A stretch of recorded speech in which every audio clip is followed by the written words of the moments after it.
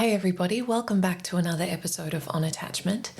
In today's episode, we are talking about how to support an avoidant partner to open up. So this is one that I get asked a lot. It's obviously something that weighs heavily on the minds and hearts of people in relationship with avoidant attached folk who are often anxiously attached, as we know, and wanting to build that deeper connection, wanting to feel a greater sense of intimacy in the relationship. But I think what often happens is the ways that we go about doing that, particularly if you are more anxious, can actually have the opposite effect. And you can find that the more you push to try and get close to your avoidant partner, the more they pull away or rebuff your attempts at creating more depth and intimacy in the relationship. So in today's episode, I'm going to be giving you a few tips as to how you might go about building greater intimacy, creating more safety so that your avoidant partner can open, and building a more connected relationship in the process. And all of that is without being manipulative or trying to pry them open, because as a bit of a spoiler alert, that's probably what you've done by default in the past, and it tends not to work very well. So that's what we're going to be talking about today. Before I dive into that, I wanted to share a couple of quick announcements. The first and most important being that Healing Anxious Attachment is reopening for registration in less than 2 weeks' time. So for anyone who's new around here, Healing Anxious Attachment is my signature 8-week program. I've been running it for about 2.5 years now, and this will be the 9th cohort. We've had well over 2,000 students in the program, and it is very near and dear to my heart. So if you're someone who struggles with anxious attachment and you are wanting to make a change in a supportive community and with a very much tried and tested framework, I would love to have you in the program. If you jump on the wait list via the link in the show notes or head straight to my website, stephanierigg.com, you'll be able to add your name to the wait list, which guarantees you a spot in the program along with early bird pricing, so you'll save $100. So would of course love to see as many of you in there as possible. As I said, registration opening in less than 2 weeks, and we'll be kicking off in the new year. Second quick announcement is just to say that my Black Friday sale is still available. So I've got some really generous discounts on my self-paced programs and masterclasses on my website. I'll leave that up for another couple days. So if anyone missed out in amongst all of the other Black Friday onslaught, you've still got an opportunity to sneak in and take advantage of those discounts, which are up to 75% off. So a really great deal for anyone who's interested.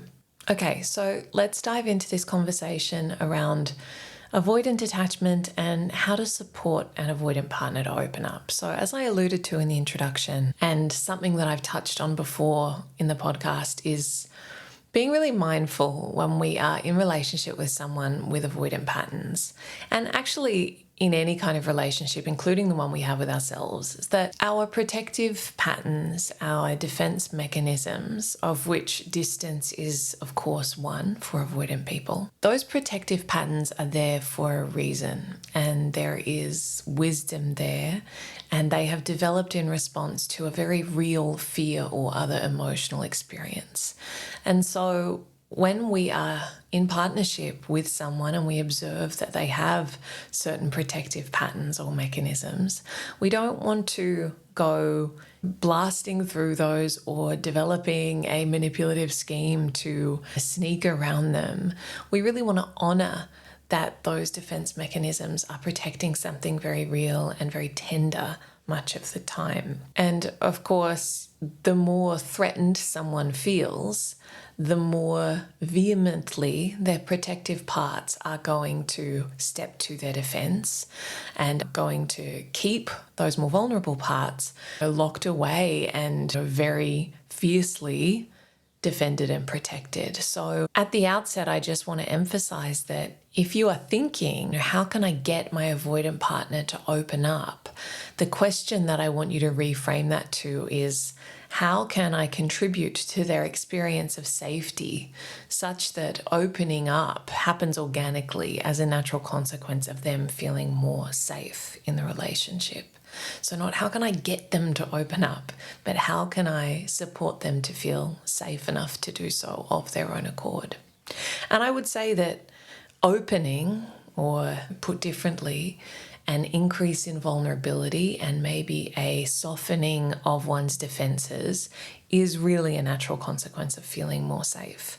So that, of course, begs the question of what causes an avoidant partner to feel unsafe in a relationship, and how might we shift that to the extent that our behaviour is contributing to their experience of unsafety. I also want to name that some people might be saying, why is it my responsibility to create safety for them when they do all of these things that undermine my sense of safety in the relationship or my sense of security in the relationship? Why is it my responsibility to caretake them?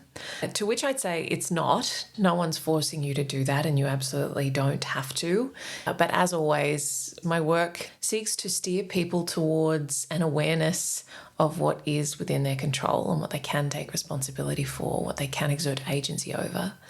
And so if you are desiring more intimacy with your partner and you are wanting to feel more close to them, what I'm going to be sharing is with a view to supporting you to do that in a way that is, respectful of your partner and also honouring of yourself.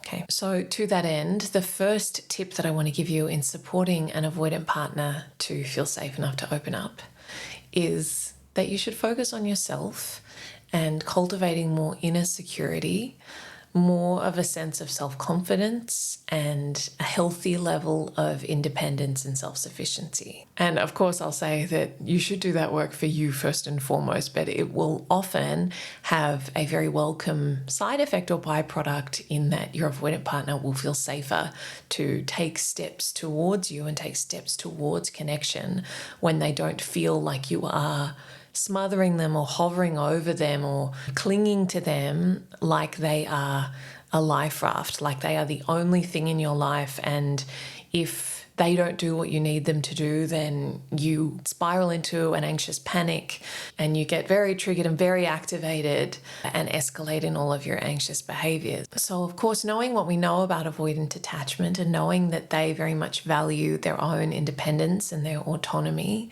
their sense of self, they similarly really value when other people possess those qualities. And we can acknowledge that avoidant folks can take that to extremes in terms of hyper independence rather than a healthy level of independence.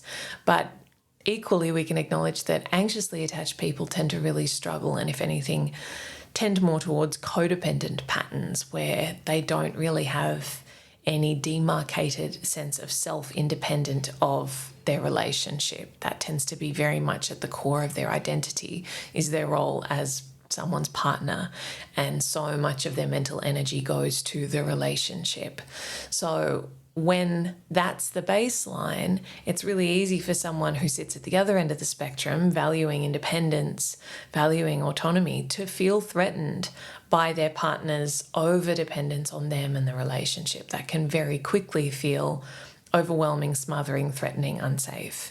And against that backdrop, it's little wonder that avoidant partners don't feel safe to open up, to be vulnerable, to depend on a partner, to express needs, anything like that, because that is essentially tantamount to going even closer, and that is not something that they're likely to initiate when maybe they already feel like things are too close for comfort.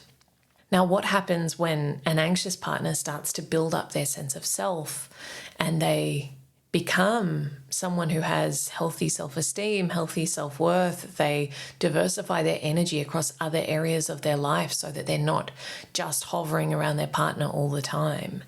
Their avoidant partner is likely to feel less under pressure to be everything to them.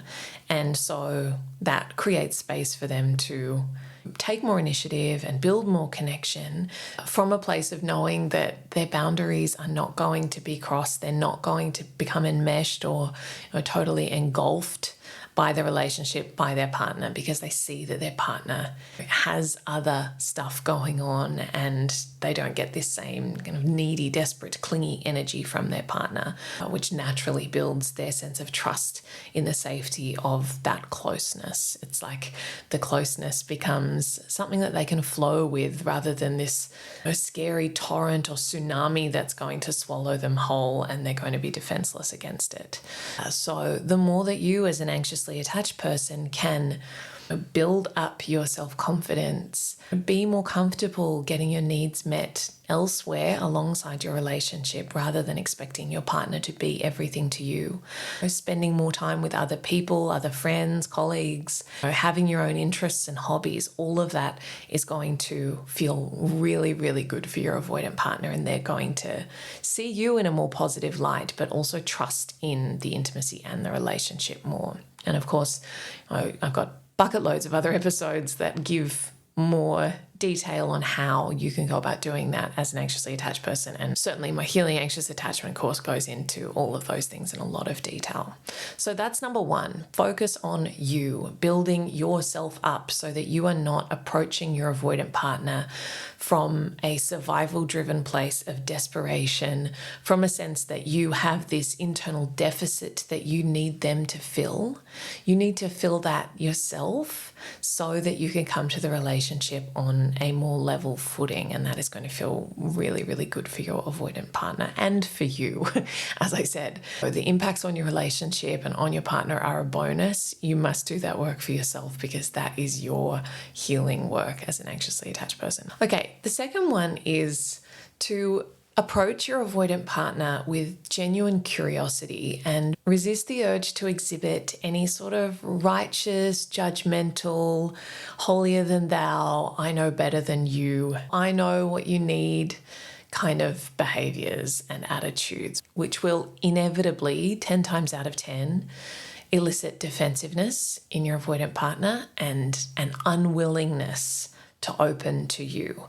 If you become their self-appointed coach and therapist, that is not going to be a dynamic that they are going to like. They are likely to have a lot of resistance to that, and they are likely to push you away rather than, see that as some amazing thing and want to pull you closer. So again, I think anxiously attached people can easily fall into this trap. I know it's an easy place for me to go, and it's something I have to really watch in myself. When you are someone who's really emotionally attuned to others and couple that with maybe you've done a lot of personal development work and you've done a lot of reading, listening to podcasts, books, all of that. So you feel like you are very literate in the world of whether it's attachment or other things to do with psychology, understanding people. And you might feel like you've really got a leg up on your partner in that respect because oftentimes more avoidant people are not so interested in all of that stuff, not so proactive about wanting to understand their inner world. And I think from that place, that disparity, it's easy to assume that we know our partner's inner world better than they do. We know and understand their fears better than they do, and that we know and understand what they need more than they do, and that if they would just listen to us, then that would solve everything and we could coach them out of the things that they fear and struggle with. Now, I say this with so much love, and as I said, I say this as someone who can very easily fall into that. I think there's a real arrogance to that. And even though it is almost always well-intentioned and we really do think that we see things that they don't, and we may, right? I don't want to discount the possibility of that being true. But when someone hasn't asked for your advice, they haven't asked for your guidance or input, just offering that in an unsolicited way, and particularly when it is in the nature of, I can see all the ways in which you are broken and I know how to fix you, it's not as loving as we think it is, right? And I think this is an area where anxiously attached people need to understand the concept of respecting other people's boundaries. We talk so much about boundaries in terms of our own boundaries and how people treat us, but I think an often overlooked aspect of that is how much we insert ourselves into other people's stuff without them asking us to. And that, going back to what we talked about around avoidant people not wanting to feel smothered, controlled, not wanting to feel this sense of engulfment, you can see how that would feel very intrusive and invasive. And again, that is going to lead them to close rather than open. So dropping any sense of trying to coach them, trying to be their therapist, trying to offer them unsolicited advice, trying to force them to read books or listen to podcasts that they're not interested in consuming, all of that can come across as quite righteous and judgmental and as if you know them better than they do. And that's a little bit condescending and patronizing oftentimes in terms of how it lands. And again, I recognize that that's not the intention, but I do think we have to examine how that might look and feel from the receiver's point of view. So try and really drop the agenda in terms of getting them to change or getting them to see things from your point of view. You can certainly share resources and stuff with them, but I would do so without being attached to the outcome, without being attached to them needing to find the same light bulb moments in that material as you do. And certainly it shouldn't be something that you're nagging them about repeatedly, and if they have resistance, that you're judging them for the resistance. Not everyone's journey and growth looks the same. And as I said, if your goal and the thing that you're really desiring is more connection and more intimacy, more vulnerability, making someone feel controlled and judged and disapproved of is not going to be your ticket there. So try as much as you possibly can to drop the agenda and really lead with curiosity and trust that they know what they need more than you do. Okay. And the third and final tip that I want to give you is if and when your avoidant partner does open up or does exhibit some vulnerability, please don't make them regret that. So do not use it against them. Do not respond in a way that then feels really unsafe. So for example, if they share something honestly with you, don't then get really upset or angry with them for what they share. That is going to send the message of, see, this is exactly why I don't tell you things, because you get mad at me or because you punish me, right? And that can be challenging because sometimes the truth is hard to hear, and we really have to do our best to hold a sense of security and groundedness within ourselves. This doesn't mean you have to be unaffected or pretend to be unaffected. You can share, oh, that's kind of hard for me to hear, but it's really important to me that you're able to share honestly, right? So there is a middle ground there. You don't just have to bottle it up. But if you have some big emotional response and start crying and saying, how could you say that, when you've asked them to tell you the truth and then they tell you the truth, well, you can be sure that they're not going to do that very readily in the future because, as I said, you have reinforced their story that being vulnerable, being honest, doesn't lead to good outcomes. And so they're likely to bottle things up or be evasive or be dishonest going forward. So really try and be a safe person for them to open up to in terms of how you respond to that. And so no judgment, no disapproval, no punishment in terms of how you respond to their vulnerability. Likewise, don't flip it around and use it against them in future. So if they open up and they say something like, I guess I'm scared of letting people see the real me. And you feel like, wow, that's a real breakthrough because I've never acknowledged something like that before. And then a month later, you're having a different conversation and they are maybe being more defensive and they're not acknowledging that they have intimacy blocks. And you say, you acknowledged yourself a month ago that you blah, blah, blah, blah, blah. And so you're taking that which they shared vulnerably with you and turning it against them and using it to bolster your own argument and to get what you want, right? That is not loving, it's not kind, it's manipulative, and it's, again, certainly not going to lead to more vulnerability, more emotional safety, more connection. It will do the opposite. So make sure that you are a safe person for them to open up to, and that you are handling with care anything that they share with you, because anything else, and that's not going to happen again. That's going to prove their story right, that opening up to people is not the right thing to do. It is not a safe thing to do. Okay, so I hope that that's been helpful. Just to recap, those 3 tips were to focus on building up your own self-esteem and self-worth so that there is more balance in the relationship and they don't feel like you are so dependent on them and